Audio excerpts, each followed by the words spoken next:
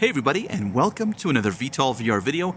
My name is Scary Spikes, and in today's video we're going to be taking a look at the GBU12 laser guided bomb. Let's go ahead and get started.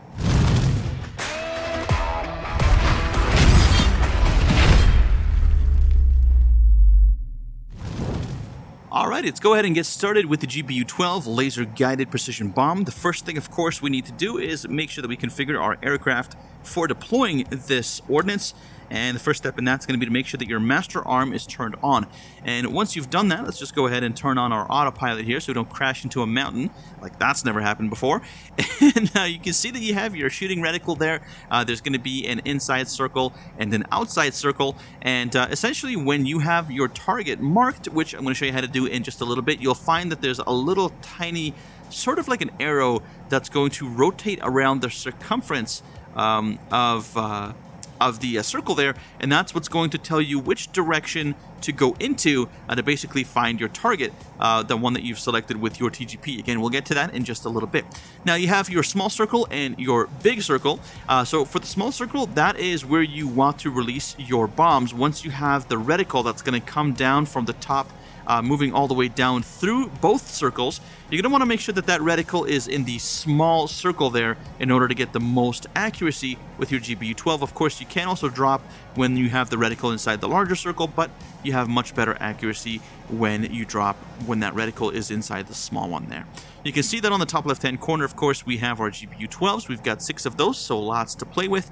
And unlike the GPS-guided bombs, the GBU38s that we were talking about in a previous video, this one is going to be a lot harder to drop multiple bombs at the same time because basically we need to laze, or we need to fire a laser at the target. And we need to hold that laser there so that the bomb can acquire that laser and the target subsequently and be able to destroy that target.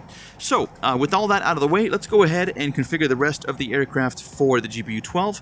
First and foremost, on the right MFD, we're going to turn on the nav screen there, and we're going to make it soy, and we're going to use our right touch controller while gripping the joystick here to find our targets. And we're going to be using the same targets as before. We're going to zoom in just a little bit, and we're going to look for those targets here so we can have an easier time basically slaving our GPU, or our TGP rather, not our GPU, to the actual targets so that we can precisely laze them and be able to destroy them with our GBU12. I'm also going to start turning here because we're kind of flying a little bit further away, and as we're making the turn and making the necessary preparations, we probably should be by the target by the time I'm done with all that stuff.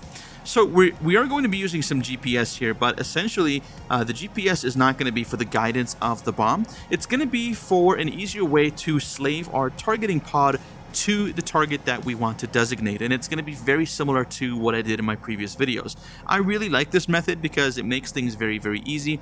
I'm also legally blind, so for me it's really hard sometimes to use the TGP to find targets out of the blue. I do like to get intel if I can get that, or use the nav map, or both of those things, preferably at the same time, and use the GPS system in order to find my targets. So that's what we're going to do. We're going to go ahead, and once we're over our targets here, I'm going to just go ahead and click GPS send. And then once we've done that, I'm going to zoom out, and we're going to reset here so that we know kind of where we're flying towards. So we're still making our turn there, and our targets are going to be way off in the distance, right over there somewhere. Okay, so now the next thing that we need to do, and if you go into the GPS here, you can see that we do have our GPS targets set. What's really nice is if you have your HMD on, you will also see that little triangle there, and that is basically going to show you that you have a GPS target selected there. Or not a target per se, but you have a GPS location selected in that particular area. Okay, so now that we're heading towards the target, what we're going to do is we're going to head into the TGP, and we're going to go ahead and turn the TGP on. There we go. I like to turn the limiter here off. That doesn't really do anything except just show you what the limit of the gimbal is. And we're now flying right towards our target, so we're going to get on course, and then we're going to level out slowly. And we're going to very slightly increase our speed as well, and see if we can increase our altitude just a little bit. We are going to hold our heading though, so that we're flying in the same direction as I finish explaining everything else. So for the TGP, you do want to make sure that you are in target mode, so just hit that button there, and then what we're going to do is click on GPS Acquire. And as you can see there, bam, we're right on target, and we've slaved our targeting pod to the GPS location that we have set using our nav screen. At this point, we can make this screen SOI, or sensor of interest, and that's going to allow us to basically maneuver the targeting pod with the joystick right here on top of the little thumbstick on top of the joystick. We're going to go ahead and zoom in here, and we're not really able to see that well just yet, but it's very close. Let me see if I can zoom in. I can't really zoom in anymore, but we've got one of the targets here. You can see the identification friend or foe. It says it's foe, and so we're pretty much ready to go here. At this point, all we need to do is just wait for us to be over the target and wait for that reticle to come down from the top to the bottom of our HUD and release our bombs using the trigger button on the right touch controller while gripping the joystick to deploy our GBU12. Now that seems really complex, but honestly, just follow all of these steps that I've gone through in this video a few times, and before you know it, it'll be second nature to you. Now, to be honest, there are some benefits over GPS-guided bombs for laser-guided bombs. I think one of those has definitely got to be for being able to take out targets that are on the move. Of course, GPS-guided bombs won't really do that because you would have to continuously update your GPS coordinates for that to work, whereas as long as you're lasing a target, you can guide that bomb to its target. So you can see that we have that little reticle coming down. We've got the shoot cue. We're going to go ahead and grab the joystick and pickle. Or I guess in this case, yeah, I guess it's pickle, isn't it? It's either pickle or paveway. I think it's actually pickle. Let's go ahead and just fly off axis here just a little bit so that we're able to see the boom, and then we're able to keep the camera on the target as much as we possibly can. Now that's really, really important because we are lasing the target, and so that's why we do need to make sure that we constantly have the targeting camera on the target itself. So hopefully we'll get a big boom here soon enough. We'll just zoom out for a second here. There we go.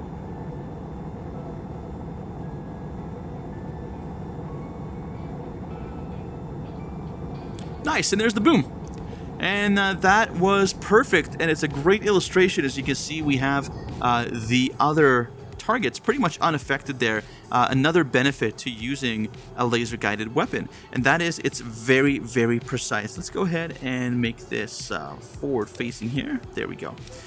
So that is definitely a time that you would want to use a laser-guided weapon as opposed to a GPS-guided weapon.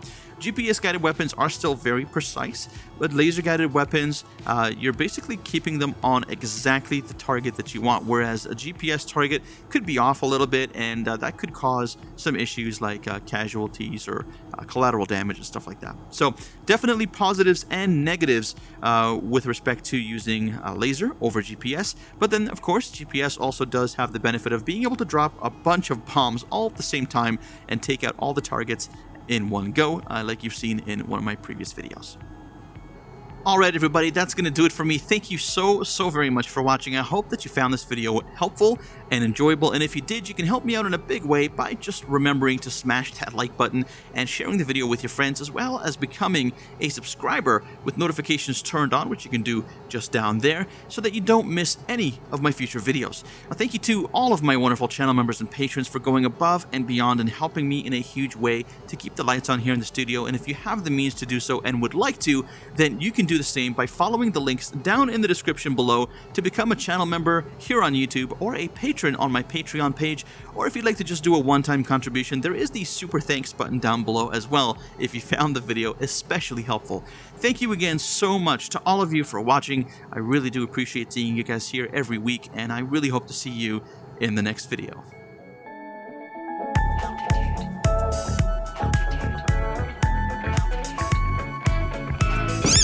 Oh, shit.